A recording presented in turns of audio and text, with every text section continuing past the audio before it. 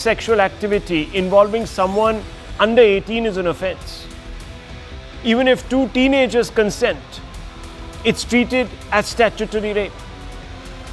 Supporters say this unfairly criminalizes young love. They argue many 16 to 18-year-olds are already sexually active and capable of choice, and that families often misuse the law to target inter-caste or inter-religious couples. Lowering the age, they claim, would align India with global norms and separate exploitation from genuine relationships. Viewers, all of this sounds sensible, plausible on paper. But is it? Some 16-year-olds may seem mature enough to decide when and with whom they want sex. But exceptions don't make the rule.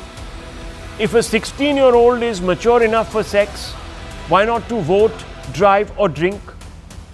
All remain illegal below 18 and for good reason. Science tells us the teenage brain's prefrontal cortex, the part that handles judgment, planning and impulse control, isn't fully developed till the early 20s. So this idea of, quote, informed consent at 16, unquote, ignores biology, not just viewers' morality. And lowering the age could actually raise the risk of grooming and manipulation by older adults. It's naive to think predators won't exploit a legal loophole. India also lacks strong sex education and remains socially conservative, viewers. In this context, legalizing teenage sex isn't progressive, it's reckless. Even Western studies link early sexual activity to higher rates of STIs, which are, of course, sexually transmitted infections, and teenage pregnancies. And I'm talking about the West, viewers. The center on its part has argued along these lines, saying, quote, the age of consent at 18 is based on clear legislative intent and constitutional protection. Reducing the threshold could increase the risk of exploitation and weaken safeguards meant for minors. Courts already have discretion in exceptional cases, unquote. What the government is saying is that, look, if there are problems, if someone has complained against another child, two 17-year-olds have had a falling out and one complains, then the courts look at that and make exceptions. Protecting adolescents isn't about policing love. It's about recognizing limits nature itself sets. Pretending most 16-year-olds are ready for adult choices is to confuse woke virtue signaling with wisdom. 16 viewers is still too young. A lot of people think that. But viewers, at the end of the day, it's the courts that are going to decide, and that's going to happen in the first week or the end of the first week of November, as I said. Of course, we all have views, and I would love it if you could, as we put out the tweets and all our commentary and this show, you could interact with us and tell us what you make of this. I want to open this up, viewers, and have an informed debate. None of us are here looking to score debating points because it's a very, very serious issue, and as parents, you need to get a 360-degree view on this issue. I want to begin first with two lawyers really. One, Abha Singh, and of course, we have with us Jayanant Dehadrai. Abha Singh, where do you stand on this issue? What is your view? Do you think Indira Jaising is guilty of a little bit of woke? It's a very fashionable word these days, so I'm going to use it, woke overreach. No, I won't call it overreach, because if you see, for so many years, more than 50 years, in fact 60 years, age of consent was always 16, and suddenly it was made 18, and at that time, rightly Indira Jaising also says that the stakeholders were not consulted. It was something which was imposed upon everyone, and when you made age of consent 18 without thinking what the ramifications would be. I do family courts, I do criminal law, and I have seen so many children, these teenage romances that we call, these kids have eloped from school, and undue pressure of the parents compel these girls, even though they have run away on their own free will, because of the parents' pressure, they come and say, yes, he took me away with him, he kidnapped me, abducted me, and then rape. And these young boys who should be in college, who should be in school studying, have the stamp of a rapist and are in these child homes, shelter homes. They are abused even more. So these things need to be looked into. We cannot just have legislative overreach saying 16 is made 18 without seeing how many innocent lives are lost. We are so much of permissive society that if we think that the children at 16 are not indulging in sexual activity, then I think we are just not in sync with today's generation. We are not in sync with today's generation. Yet you said that back in time, they allowed for consensual interactions. So obviously that generation must have been much more enlightened. But I can't fundamentally understand, Jayanand Dehadra, if children are so aware today, then why aren't they drinking, allowed to drink at 16, drive at 16, vote at 16? I mean, then let's just drop this whole pretense that children can't decide for themselves till they're 18 years old. Rahul, you're absolutely right. I mean, this is a ludicrous, dangerous, reckless idea. Let me start by saying that. And, with great respect to the very distinguished person who spoke before me, she spoke of legislative overreach. I ask myself this question. Isn't it for the legislature to really determine what what the age of consent should be and other pertinent issues? Why will the Supreme Court, or why should any court, and certainly why should Miss Indira Jaising, what makes her, what qualifies her as an expert to sit and opine over something that is so complex, right? And her role as an amicus curiae, I'm sorry to say, an amicus is supposed to be objective to the court. It's literally friend of the court. You're supposed to be objective. You should present all the data, good, bad, indifferent, everything. Now, I have a very simple illustration in my mind, Rahul, and I put it to you, and I put it to all your viewers. Now, imagine your 16-year-old, anybody's 16-year-old child, boy, girl, whatever, and suddenly, decides to develop in school a sexual relationship with one of their teachers, a physical education teacher, or some dance teacher, some English teacher, whatever.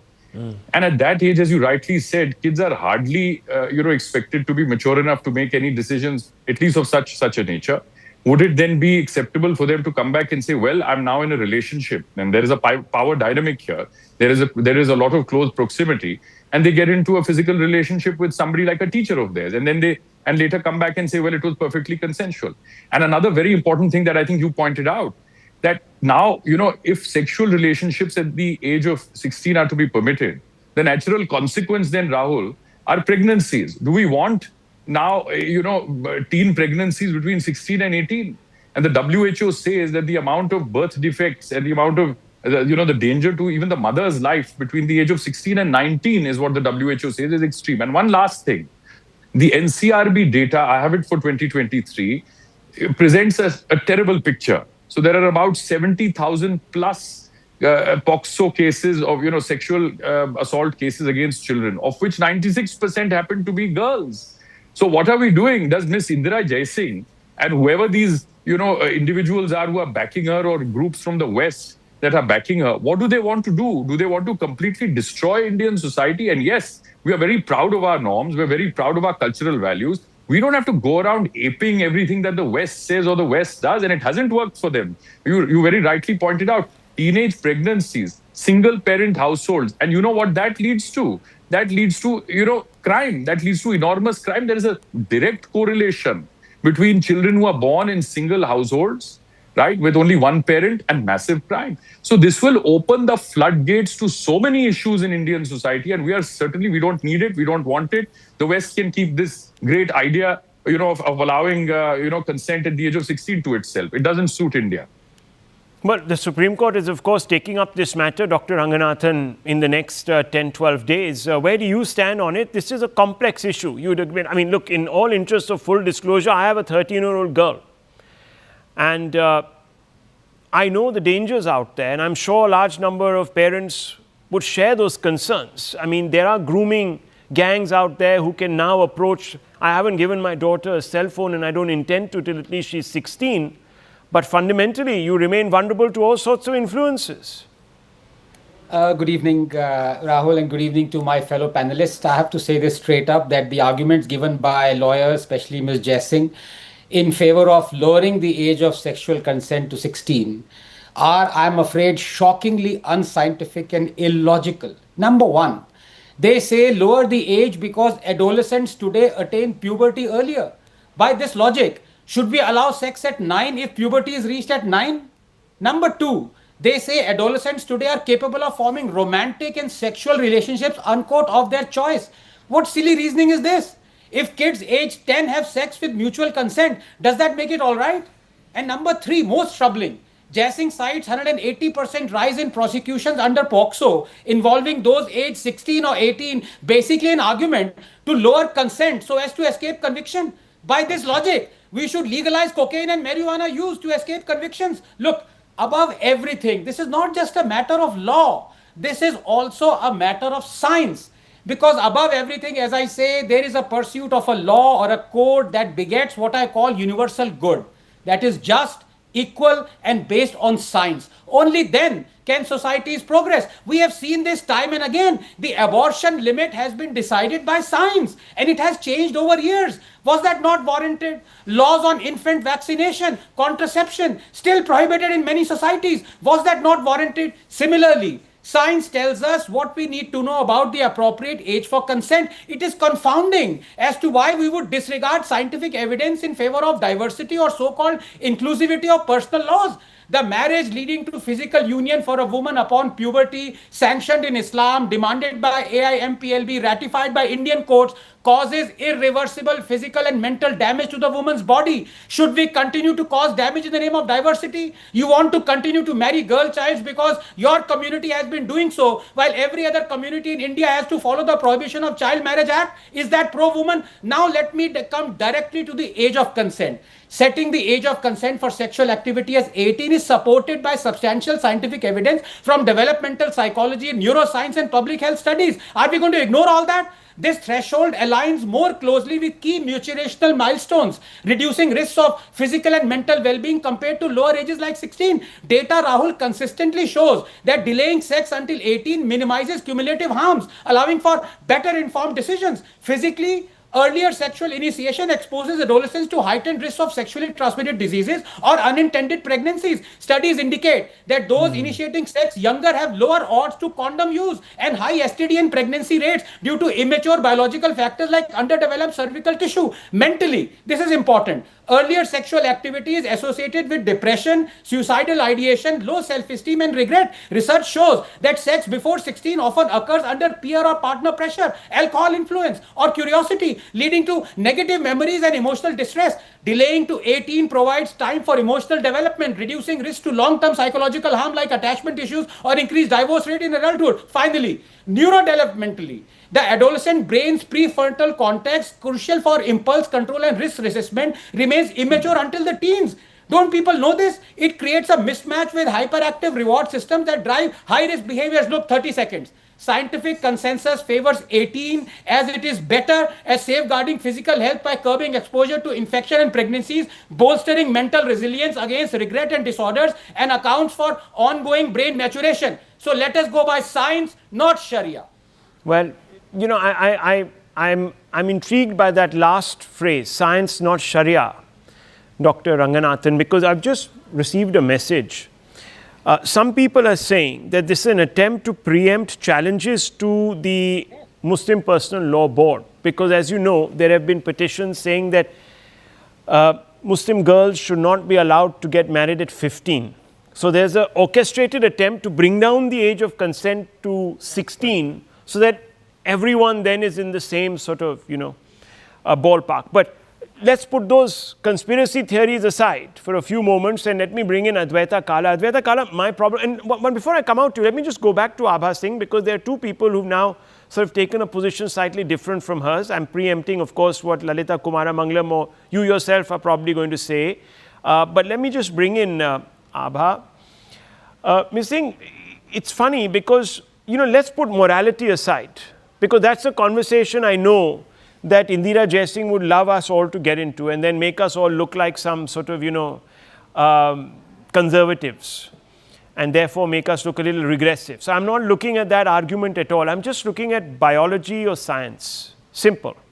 And the facts are out there, and that's why I referred to them. also the development of the prefrontal cortex, etc., which I referred to. So I want to ask you, when scientific evidence tells us very clearly that having sex at a younger age not only exposes you to obviously emotional distress but also physical ruin, why should we be making these allowances?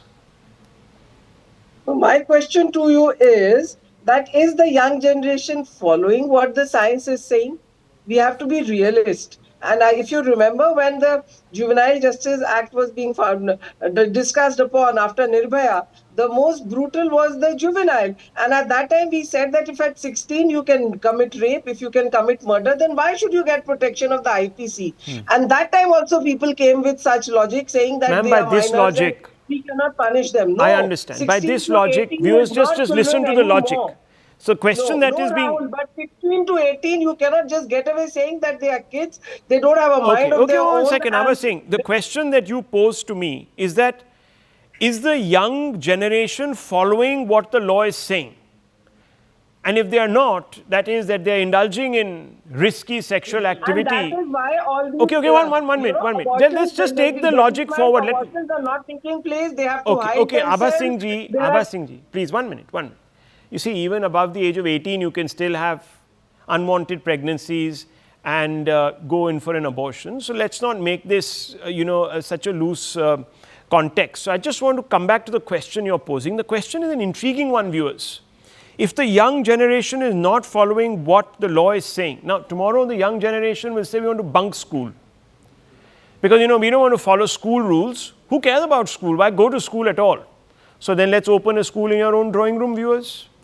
Okay, tomorrow they'll say that, look, we want to do drugs. I think Dr. Ranganathan made that point. Because the law doesn't allow us, but we want to, and we are already sniffing coke in some bathroom here and there. So we may as well allow, and then all of us will create a law which will say, let's legalize the use of coke. Take the speed limit. Or speed limit, or, there are a number of things. Alcohol going in. And Advaita Kala and Ms. Kumara Mangalam, let's take this forward. Forget about young people. If adults say, God damn it, I don't believe in this murder law, I should be allowed to just shoot anyone through the nut. So are we going to allow that? Are we going to say tomorrow, let's, who's following the law in any case, get rid of the law? I think that would be a bit dangerous. That would not be regressive at all. It would be reckless.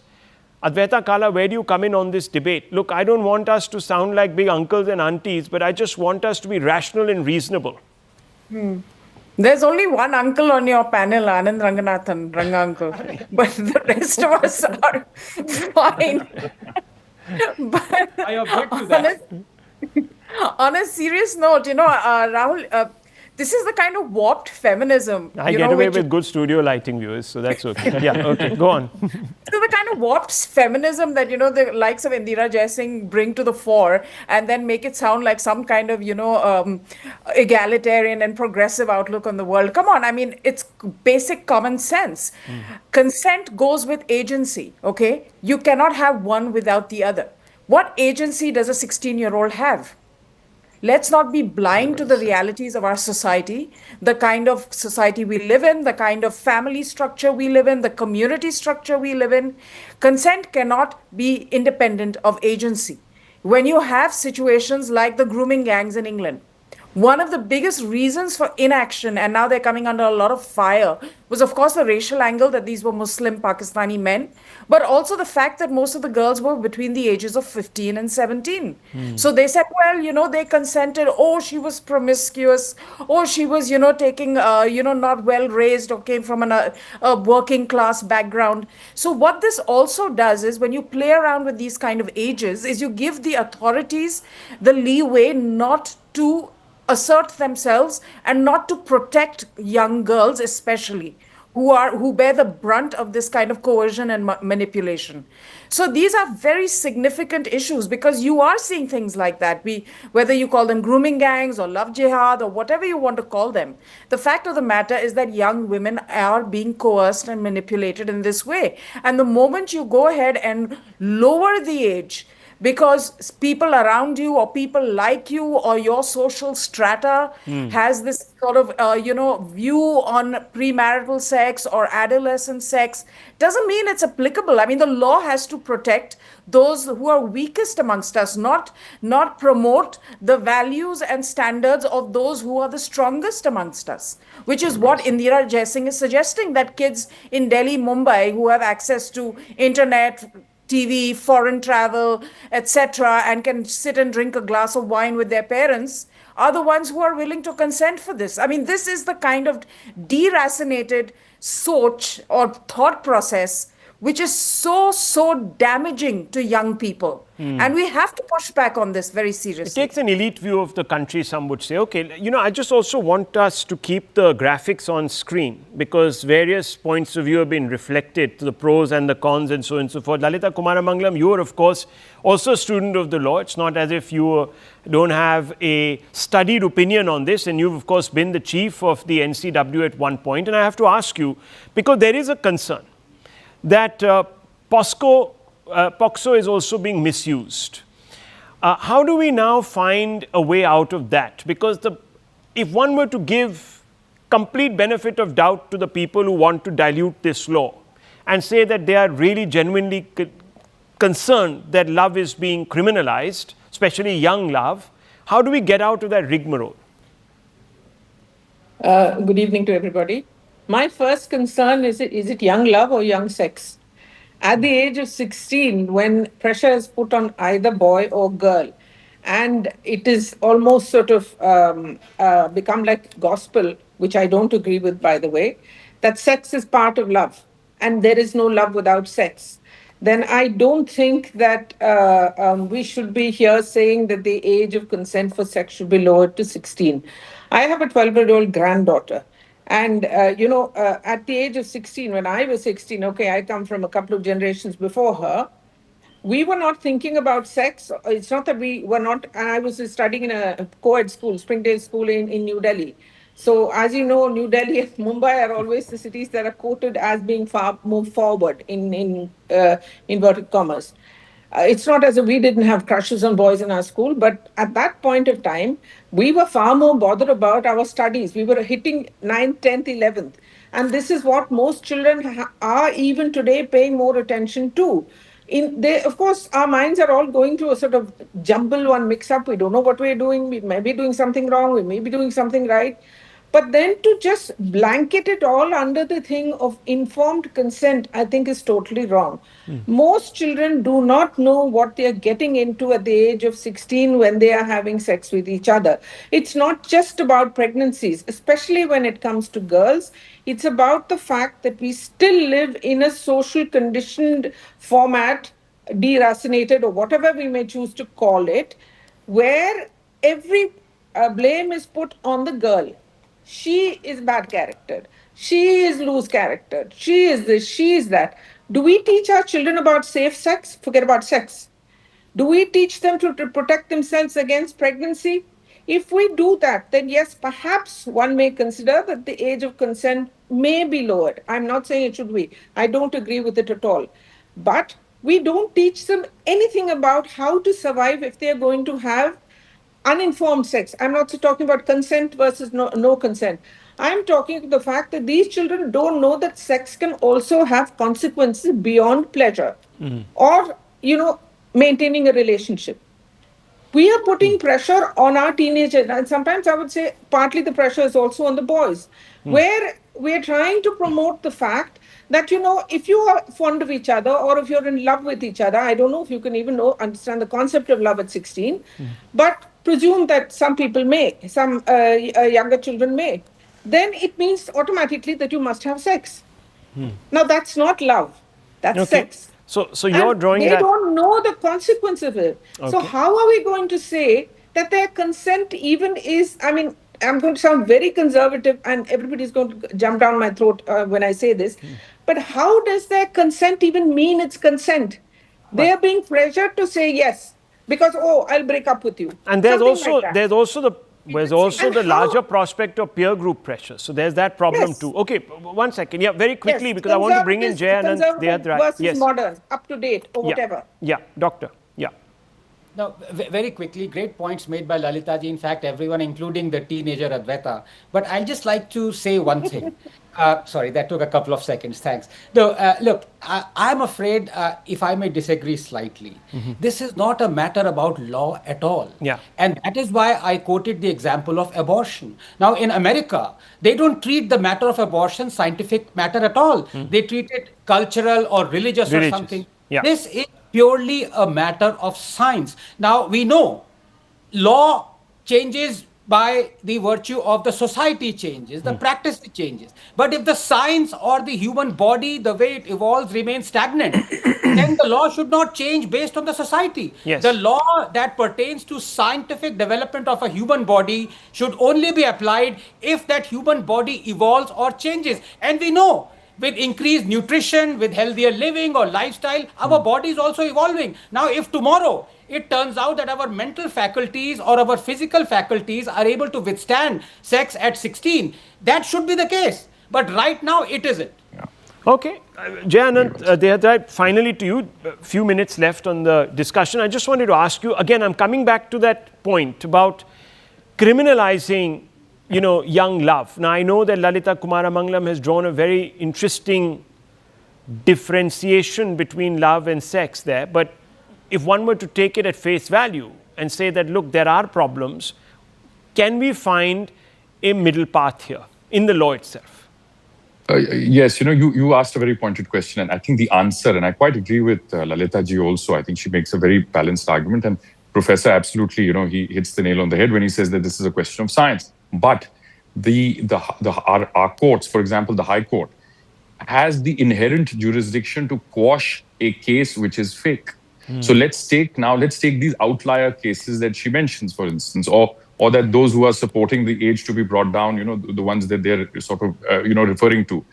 Even though that's the exception, it doesn't make the rule. But even in those cases, Rahul, the High Court has the inherent jurisdiction to quash those cases. And it's been doing that for many, many years. So I don't seem to understand why Ms. Jaisingh thinks that because there have been some prosecutions, perhaps which were not correct, or there is harassment due to those prosecutions, and therefore we should just simply lower the age of consent, whole and soul. I don't quite agree with that logic that she has. There are safeguards in the law. Well, some people say the process is worse than the punishment, and therefore, there's that whole other argument. But nonetheless, viewers, we've heard some points of view. I'm not going to suggest this way or that. One last question. Yes, ma'am. What about how many girls are married off in this country in the age of 15, 16? Let's talk about child marriage. Yeah, but that's an illegality, man. Girls married. Even now. That's wrong. No, but that's wrong. That's wrong, and it's an illegality. No, I know, but that's an illegality which should be stopped. There is a law to prevent that.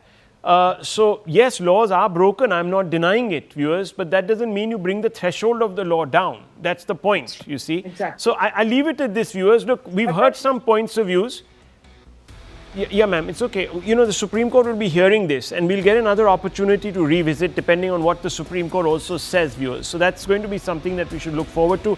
I want to move on because there's a story that's been bothering a lot of people, and it's been inviting a lot of debate. It's probably unprecedented, but 30 days after the horrific Karur stampede, and you can see the pictures of the grieving relatives there on the right of your screens, viewers. 30 days after this incident, actor Vijay, who is also a chief ministerial aspirant,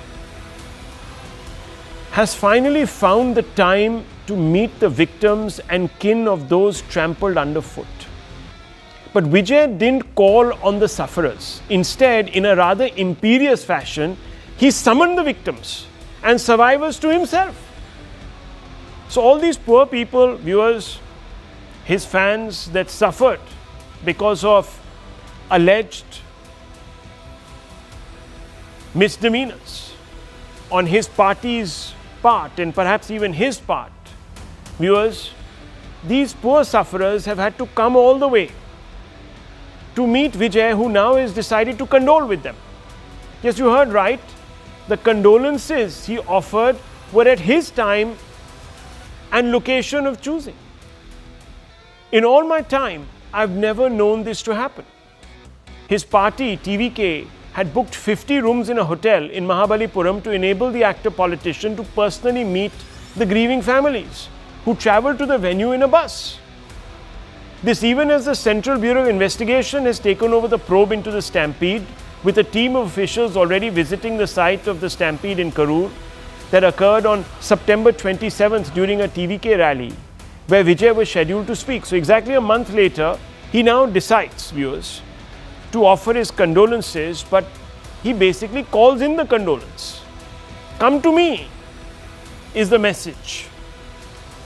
And very many people are saying this is very insensitive. Now, viewers, the case is of course before the CBI, and the CBI was appointed on behest of the Supreme Court on a petition filed by TVK itself for an independent probe.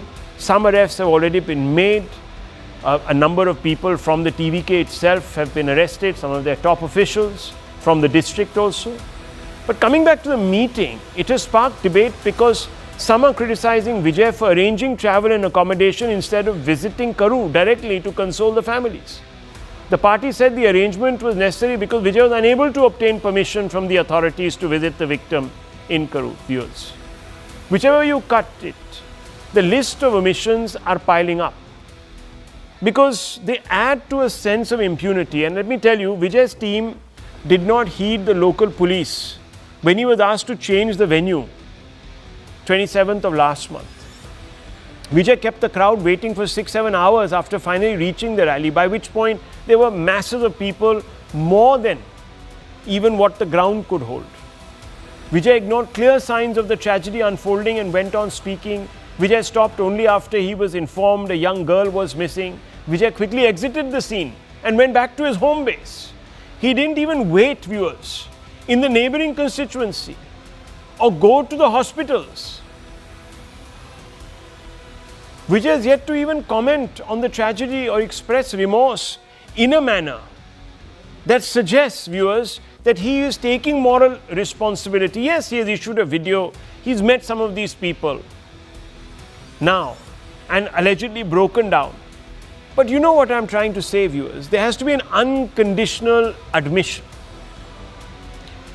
And you've had this problem, never even a visit to the hospital. So there are some issues.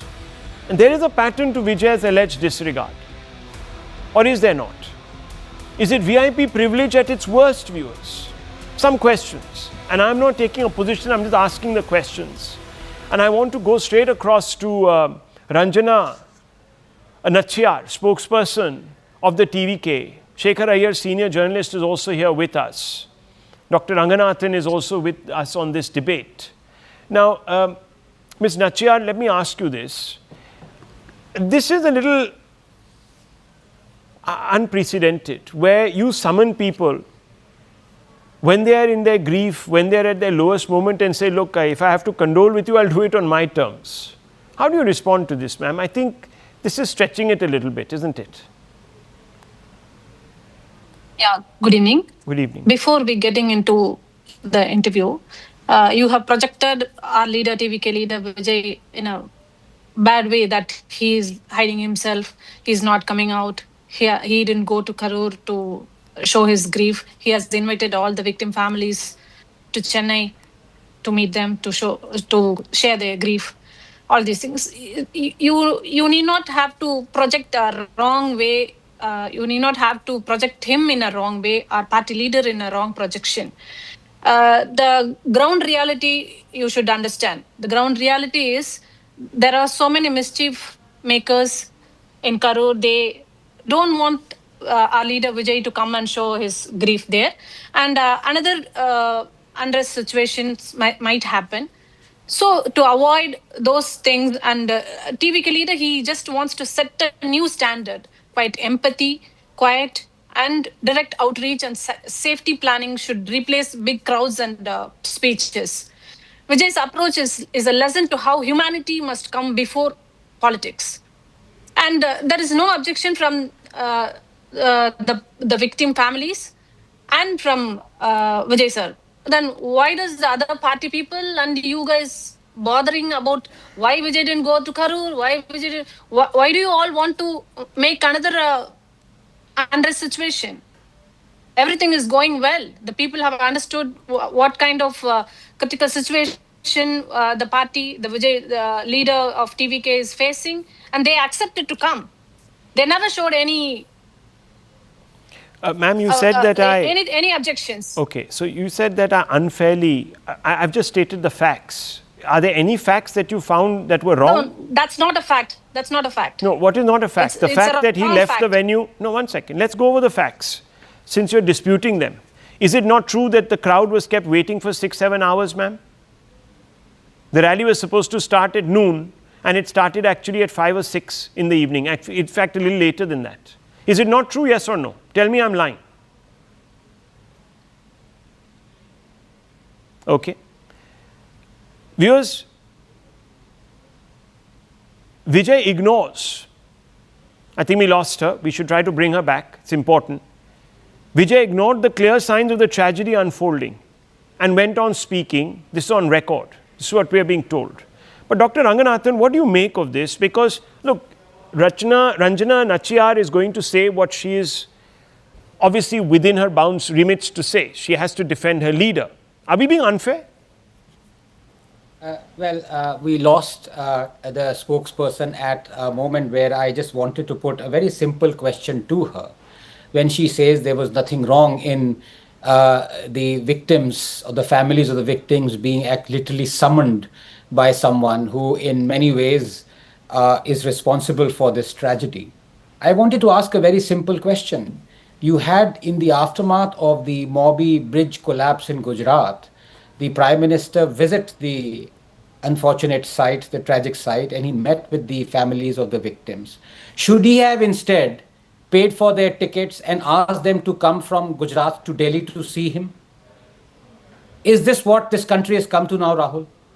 That on one instance where clearly even the ruling dispensation in Tamil Nadu, and my good friend Salim would vouch for that, has accepted the fact that way more than the people who were expected to attend that rally came, and incidentally today marks exactly 1 month. The ruling dispensation has accepted that a tragedy happened, it was avoidable. But I want to ask even Salimji, it's been a month. Why is it that still an FIR has not been registered against Vijay when a tragedy of course it's awful to compare such tragedies, but in the case of the tragedy that happened in Hyderabad, Allu Arjun was arrested. Why is an FIR not even been filed against Vijay? And now, to compound it, the lady is back, so perhaps you could ask her, should the Prime Minister have summoned the families of the Morbi victims instead of going there? Okay, let me ask Ranjana Nachiyarji. Let me just ask you this question. It's a question that Dr. Ranganathan is asking. You said that what's wrong if Vijay has summoned these victims and their families and so on and so forth? What difference does it make? After all, they are okay with it. After Morbi happened, the bridge collapse in Gujarat, should the Prime Minister, instead of visiting those people, have called them all to his residence at 7 LKN and said, okay, come, I'll condole with you now? Would you have been okay with that, or would you have found that a bit odd? See, there is different kinds of protocols given to people. The Prime Minister's protocol, you must have known, it's completely a higher kind of protocol they have given for Prime Minister. And obviously, he's a celebrity in Tamil Nadu. People are like, fan followers are huge. And the crowd is not under control, but even by the police. The High Court itself had warned you that the man is popular, you have to have good crowd control. And despite that, definitely, one second, this is very important. No, Vijay, one second, Vijayji, despite that, goes out there and seeks the votes. So when he wanted the votes, he was prepared to risk lives because he was told specifically by the court. Am I wrong? Was he not told? Vijay is a person. He can become a chief minister even by sitting inside the house. That's great. He's a great man. He's God-given. Even by sitting inside the house, he's God-given. But I'm asking you a specific question. See, everyone today now goes out there, viewers, and proclaims that they're gods. But fine, they're all gods. We are mortals. And I have to ask you this question, ma'am. Was it not true that the High Court warned Vijay that there could be an incident at his rallies, that he needs to take more control and care? Yes or no? That is not a warning. People projecting this as a warning. This is not a warning. This is a kind of informations and schedules in the Please, next the rallies. High Court put out an The party advisory to should him take saying care that there is a of all these disaster kind waiting of to happen. responsibilities. Okay. No one other second, stampede should happen. 1 second. No. So Let's not be too clever the by media half. is projecting that as Ranjana a warning. Nachyar. The court doesn't warn any leader. 1 second. Ranjana Nachyar, please, this is nothing about Mr. Vijay. No one is here got a problem with Vijay. No one is personally got any grouse against him. So please don't make us seem as if we have some personal animus. God help him and he becomes CM. We need a change in Tamil Nadu in any case. So I'll be happy if someone else walked in and did it. If Vijay is the right person, he should. But I'm asking a fundamental question. If Vijay doesn't have it within him to go and express remorse, to take the onus, to take the pressure, how is he going to run a state? I don't understand. But that's a different matter also, viewers, because I don't want to be subjective here. I asked a fundamental question because Ranjana Nachyar told me that I was being unfair. So I want to ask her, did he not keep the crowd waiting for 6 to 7 hours, ma'am? He was supposed to be there at 12 o'clock. He ended up at 6:30. That does not purposefully happen. Oh, didn't happen purposely, but it just did happen. Purposely, it happened because It happened. of the Why crowd did it and happen? the previous engagements Why happened in did Namakkal. previous engagements, viewers? Yes. This is what I'm saying. Where are Of the course, we priorities? keep The informing priorities the are not police the and- people. This is Sir, the point. please. Of course, we keep informing the police Okay. people in Karur. But about ma'am, the it's too happenings late. inch They by also inch. warned Every you that there are second too we many keep people. informing where is Vijay, viewers, where is you the see, next step, where there is the were next other point. things happening. We keep informing the police You persons. think that the people of this The country police, are dirt, the state that they're going to government wait must for be your leader for responsibly 6 hours or stopped 7 hours under the burning telling sun the crowd and they're going to surge. salute him? Please, don't take the people of this country for granted like this. Yes, you're a superstar. Be a superstar in your theatre. This is a public domain. No, I strongly condemn your 1 point. second. Yeah, you can strongly condemn me. condemn your But it's a point. fact. Let You me just ask have to Salem hear to Dharendra me. Dharan. No, let me ask him. There to condemn. Let me ask Rahul him. is speaking facts. No, I must be a yes man, you see. So it's okay. DMK spokesperson is here with us. The accusation that is coming from Ranjana Nachyar is very simple and straightforward. She's saying that there are people who are not allowing Vijay to go to Karur. Permissions are not being given, this, that, the other. Can you explain why your government is scared of him going to people in Karur and being seen amongst him, and why are they being denied, or why are you denying him permission? Yeah, I think it's a very preposterous allegation because there is no merit in it. Firstly and foremost, if he has the intention, he's been doing politics, work from home politics. He has introduced a new, unique concept. You have work from home finance professional, you have work from home IT professional, he's a work from home politician. Even before this incident, months before it, from the day he started his party, he is someone who has not been leaving his house. Even for important days in Tamil Nadu, he was not seen outside, he was only giving statements from his house. That being said, on the day of the tragedy, my chief minister, even the opposition leader Party, and even the BJP leaders for that matter, though I could be my political opponent, within 48 hours, they were all there. Okay, my chief minister in 4 hours, the opposition leader the next day in the morning within maybe 14, 15 hours, then the BJP within 20 hours.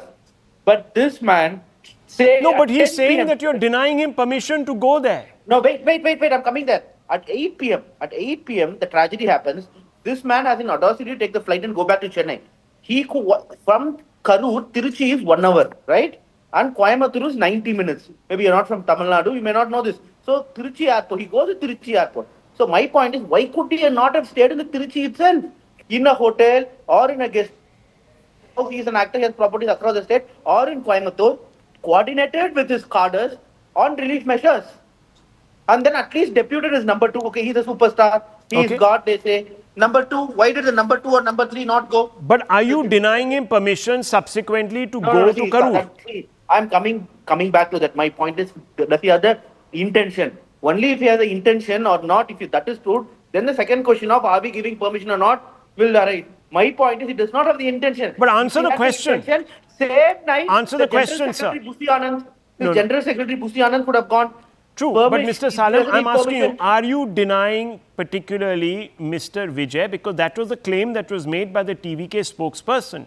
She wouldn't be lying. I am saying there was no permission that is being denied. They simply do not have intention. That has been their pattern from the inception of the party, is what I'm trying to say. If at all, if you are denied permission hypothetically. Here is a he said, she said kind of situation.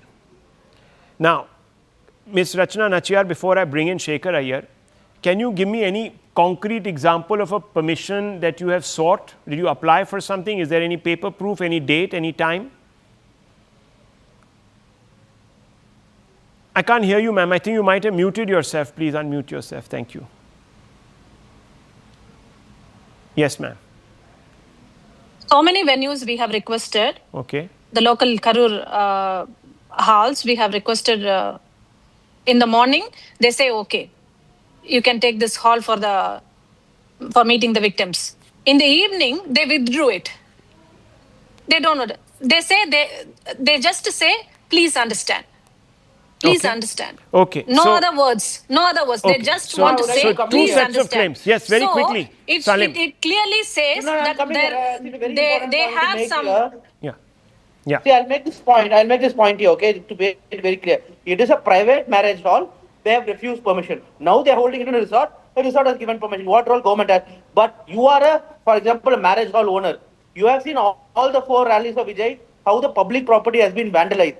If you are a marriage hall owner who has spent 40 crores, 50 crores money, would you give it, risking on how TVK has managed the events? Okay. I'm not blaming the this will be an unending face-off on a minor detail, but it's an important one in the larger context. Shekhar Iyer, what are we seeing here really? I am quite lost for words. I have never seen this kind of an expression of sympathy where someone calls the victims across to them. Now, there are many reasons that the TVK spokesperson has given.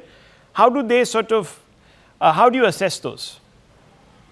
Well, Rahul, as we have all seen, facts leading to that terrible tragedy. Vijay has been quite reckless in the manner in which he decided to proceed on this kind of road trip, and there were several warnings coming when he visited, Perambalur, Ariyalur, in other places. None of the normal safety, protocol that should have been taken by the TVK volunteers themselves was not followed. That is one part. The other part is, which is why, the matter came up to the Supreme Court, and the Supreme Court ordered a CBI inquiry and set up a Supreme Court judge-headed SIT.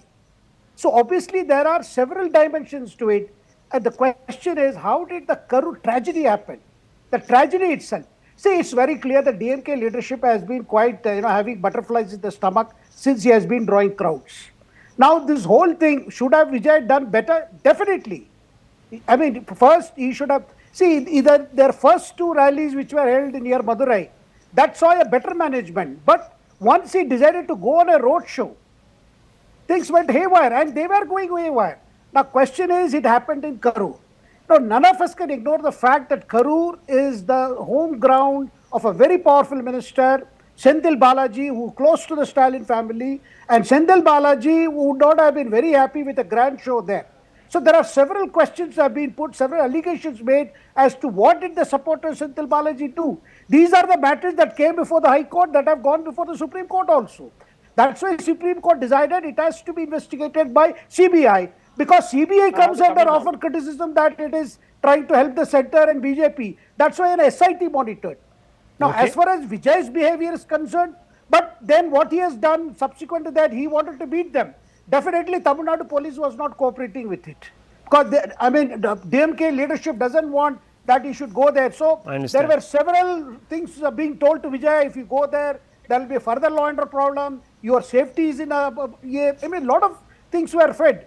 Obviously, Vijay is totally scared, and he stands alone. Yeah, he can't risk another situation. So the DMK got him, you're suggesting, where they want him. Is that really what is happening, Salim Saab? I think this is all imagination. There is no proof. In fact, the matter is sub judice. Supreme Court ordered CBI probe is happening. That's true. You will know the answer. My party is ruling. But can I ask you a simple question, Can I ask you one question, Mr. Dharan? Just one question. The CBI came about 10 days later. One second. The CBI came in about 10 days too late, many people would say, right? They came in. In those first 10 days, you never filed an FIR and named Vijay. Why? Yeah. Why? See, you can ask me n number of questions, but the point is you have to give me time to answer. You can ask me any number of questions. me time to reply. The point is, our first job was to within 48 hours, FIR was filed. TVK functionaries, on whose name was the event organized? Under the local district official. He has signed a form, TVK official, saying any untoward incident, I am responsible. The crowd will be capped at 10,000. He has signed. And then he gets his legitimacy from the party general secretary.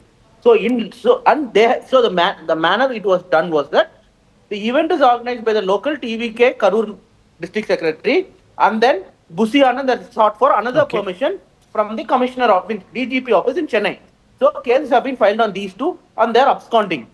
Now, after investigation, a charge sheet will be filed. In the charge sheet, Vijay, if they say after these people are arrested, no, we did it under the instruction of Vijay, of course, an FIR will be filed. Okay, Dr. Ranganathan, what do you make of this response? And I'll end it at that. Yes. On the day one, you arrest the A1 is arrested. Okay. In day one, you arrest the A1. Then you go until A2, A3, A4, and A10, A16. Okay. Let me bring in Dr. Ranganathan. We get the point you're making. Let me get in Dr. Ranganathan. Yes. Salim is a dear friend, but he knows, everyone knows that obviously Vijay, the FIR was not filed because you have parties across the political spectrum and ideology quoting him. It's a fact. Number two, when he himself admitted right now that in writing was given that the crowd would not swell more than 10,000, and by the estimates of the investigation team, it swelled to 27,000. Who is responsible for maintaining the law and order, Salim? Is it the TVK or is it the police? I'll tell you the reason. I'll answer this. So I think because this was all covered in the Tamil media, so what had actually happened was at no point there were more than 10,000 people. But Vijay, contrary to his usual rallies where he stands up and waves at people, at this Karur alone, he went inside his caravan, shut his door, turned off the light, and was nowhere to be seen. So for like 1-2-3 kilometers, his followers were following him. And one DSP of Tamil Nadu stopped his caravan and said, don't go further. He didn't listen. Well, the CBI is looking at all of this. Okay, the CBI is looking at all of this, viewers. We can't at this moment implicate anybody. We can only look at the optics. And the optics don't paint a very favorable picture for any of these parties. Let me tell you, viewers, let's be very honest about this. I'll take a short break. When I come back, viewers, we missed out on the Election Commission story because the Election Commission of India today announced the second phase of the poll roll cleanup, or what it calls the Special Intensive Revision SIR of electoral rolls in 12 states and union territories, with house-to-house visits by BLOs starting from November 4th. Announcing the schedule, Election Commissioner Gyanesh Kumar said SIR will be held in the Andaman and Nicobar Islands, Chhattisgarh, Goa, Gujarat, Kerala, Lakshadweep, Madhya Pradesh, Puducherry, Rajasthan, Tamil Nadu, Uttar Pradesh, West Bengal. He also said Assam has been left out for now because the citizenship criteria differ in the state and the SIR would be held later. The draft roll would be published on December 9th and the final electoral roll on February 7th, 2026. Electors will be matched to the last intensive revision rolls of 2002-04. All those who can't be matched to the previous rolls will be issued notices and required to submit documents to establish their eligibility. So the second phase is underway, viewers. The opposition has begun to fearmonger, and we're going to be looking at that issue a little closer. Taking a short break, right back, don't go away.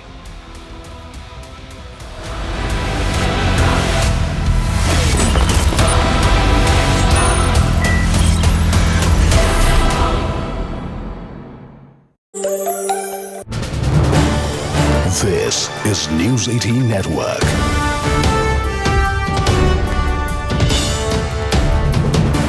India's largest news network. When he said that the state governments will also have to cooperate with the Election Commission on the SIR issue, and I think that was a hint being made at the West Bengal government, where it's become a political issue. In fact, taking on the Election Commission, in some cases kind of attacking the EC officials, that seems to have been the hallmark of much of the attempts which has been made by the SIR. So they're saying that, the entire purpose of this SIR is not because we want to target any one political party or any one particular state, and even if they happen to to be in the opposition. He made that point when he said that, there has been a lot of political comments and I don't want to comment on that. So what is the point over here is that the entire purpose of this revision is to ensure that one, people's names are there on the voters list, those who are eligible for it. And second, if there's a multiplicity where, one person is registered in 2-3 addresses or many people are registered to one address, those who even expired, those who have got married into another family and migrated to another states, their names are also not duplicated onto a voters list. And this is an exercise which has to be carried on periodically. So where is the politics in all of this? But as you pointed out, Ayushman, I can see through the list that there are states like Kerala, West Bengal, and those are the states where, and Tamil Nadu, of course, where all three of them are happening to be poll-bound states for 2026. If this is one issue which really brought the entire India bloc together, which we saw in the monsoon session of Parliament, it was a SIR. So we'll have to wait to see, one, during the winter session of Parliament, if this is going to be taken up yet again, another issue. And the second important thing is that does the India bloc now plan to unite once again to come out with a campaign or movement across the country against this fresh SIR? Absolutely, because the states involved were quite outliers when it comes to multiple issues that would hit the India bloc, the DMK as well as the TMC. We always saw issue-based support in having a united front with the India bloc. But could this unite those kind of power players when it comes to India politics? And Kamalika, coming to you on that point, the TMC, so many questions being posed about West Bengal to the Chief Election Commissioner. Currently, we're also learning that the Bengal CEO has called for an all-party meeting for the smooth functioning of the SIR exercise. What are the rumblings that you are learning from the state of West Bengal, which has pretty much declared war against the special intensive revision? Oh, it's rumbling all around. Let me first tell you that as we pointed out, tomorrow is the day when there will be all-party meeting in ECI, where right now I'm standing, Bengal Chief Electoral Officer office. Here, all-party meeting has been called off by the Bengal CEO. So all the political parties will come, and obviously they will actually present their version of it. But clearly, this is, though, most of the questions were regarding West Bengal, and the CEC Gyanesh Kumari said that the law and order is a state subject, and obviously this type of situation will not arise. But politically, clearly, the state's ruling party, they are opposing SIR. None other than the Chief Minister has said that SIR is a sort of NRC. All these types of statements have been on, and as the SIR has just been rolled out, has just been declared, it's quite clear that the Trinamool Congress, nowhere they are going to change their stand. They are saying that if bona fide voters' names are deleted, they are going to go and do everything for that. So they have already lined up rallies and meetings. They will definitely attend this all-party meeting.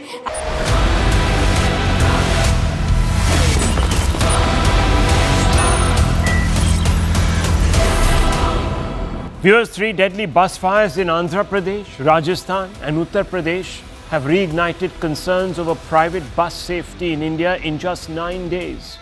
Over 40 lives have been lost, 20 in Kurnool when a sleeper bus collided with a bike and burst into flames, and 22 in Jaisalmer after a luxury coach caught fire due to a jammed emergency exit. Now heads are rolling after CNN News18 conducted a reality check on private buses, and that is an impact.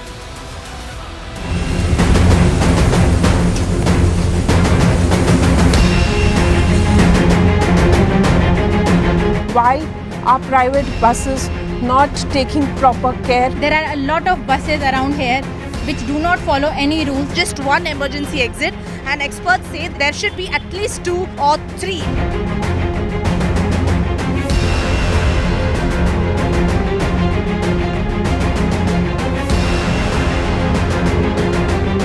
ऐसे जो rule follow नहीं करते उसके ऊपर serious action लेने का फैसला तो हो गया। हमारे ट्रांसपोर्ट डिपार्टमेंट ने प्रिकॉशन ले ली है, उनको इंस्ट्रक्शन दे दी है कि जो भी आजू बाजू के स्टेट में ऐसी घटनाएं घटती है तो हमारे स्टेट में ऐसे नहीं होना चाहिए।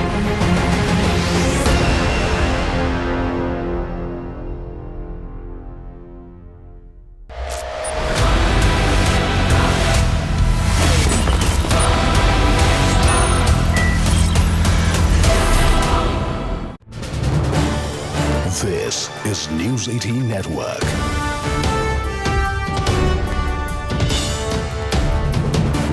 India's largest news network.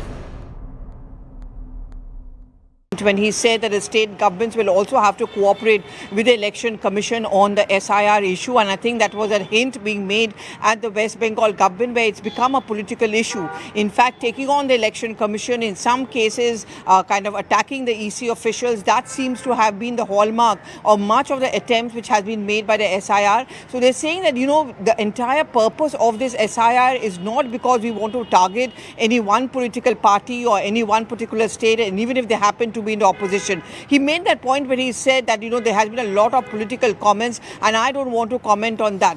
So what is the point over here is that the entire purpose of this revision is to ensure that one, people's names are there on the voters list, those who are eligible for it. And second, if there's a multiplicity where, you know, one person is registered in 2-3 addresses or many people are registered to one address, those who even expired, those who have got married into another family and migrated to another states, their names are also not duplicated onto a voters list, and this is an exercise which has to be carried on periodically. So where is the politics in all of this?